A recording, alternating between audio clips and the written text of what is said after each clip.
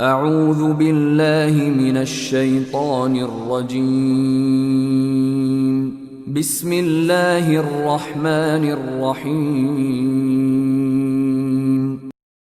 وإذ يرفع إبراهيم القواعد من البيت وإسماعيل ربنا تقبل منا إنك أنت السميع العليم ربنا وجعلنا مسلمين لك ومن ذريتنا أمة مسلمة لك